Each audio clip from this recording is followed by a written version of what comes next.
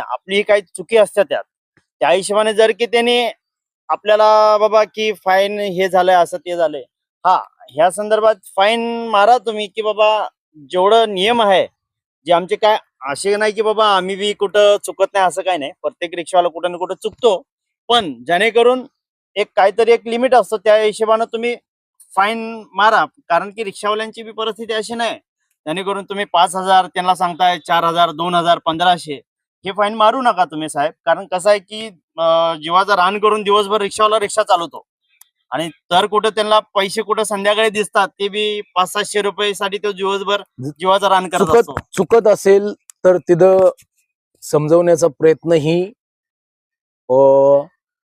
शासनाकडून झाला पाहिजे हो. की ज्या ठिकाणी चुकत असेल त्या ठिकाणीही त्याला समज देण्याचं काम थोडंसं केलं पाहिजे आणि शासनाने सुद्धा त्या गोष्टीवरती गांभीर्याने विचार करून रिक्षा चालकांबरोबर चांगला संवाद साधण्याचा प्रयत्न केला पाहिजे, असं तुम्हाला वाटतं का? तुमचा जे काही फाईन असेल ते चांगला संवाद साधण्याचा प्रयत्न केला पाहिजे का? हो, जे काही फाईन असेल ना आम्ही त्याला ऍक्सेप्ट करतो, पण जे लिमिटेड फाईन असतो आम्ही त्याला भरायला तयार आहे.